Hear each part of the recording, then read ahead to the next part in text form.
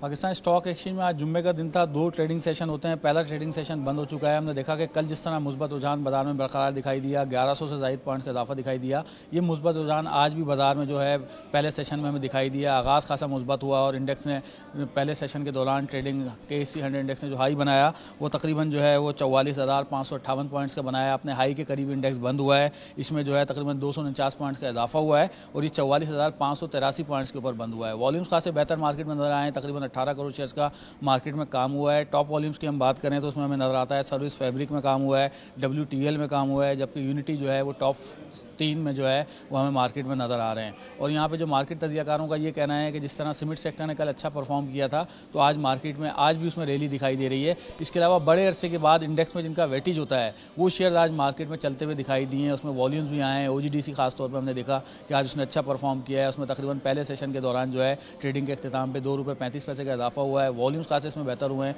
तकरीबन 35 लाख शेयर्स का इसमें काम हुआ है। इसी तरह अगर हम देखें तो सेकंड नंबर पर PPL जो ब्लू चिप्स आइटम में आता है, इसमें भी काम नहीं होता था। इसमें भी खासी एक्टिविटी मार्केट में आज देखी गई है। 15 लाख शेयर्स का काम हुआ है और इसमें भी तकरीबन ₹2 से ज़ायद का इजाफा हुआ है। इसी तरह हमने देखा कि कुछ कंपनियों के नताइज भी आ जाए हैं। लोटे केमिकल जो है उसकी जानिब से 9 मंथ्स के नताइज आए हैं, ₹2.11 इसकी EPS रही है, जबकि इसकी जानिब से जो है वो शेयर होल्डर्स को तकरीबन जो है ₹1.5 डिविडेंड का भी ऐलान किया गया है। तो खासा इसको भी मुस्बत असर लिया है, जिसकी वजह से आज अपने अपर लॉक के ऊपर भी बंद हुआ है। मार्केट के सेकंड सेशन के हवाले से भी लोगों को तवक्कात हैं कि मार्केट में जो पिछले कई हफ्तों से मंदी का सिलसिला जारी था वो अब शायद हो सकता है कि मार्केट यहाँ से नई डायरेक्शन ले।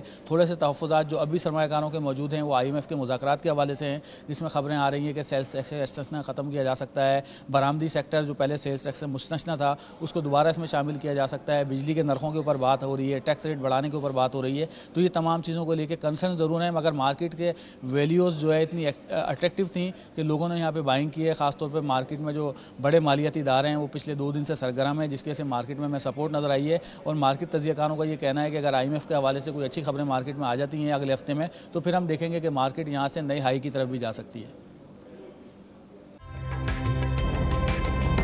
ताज़ा तरीन वीडियोस के लिए हमारा चैनल सब्सक्राइब करके बेल आइकॉन प्रेस करें ताकि आपको मिले हर अपडेट सबसे पहले।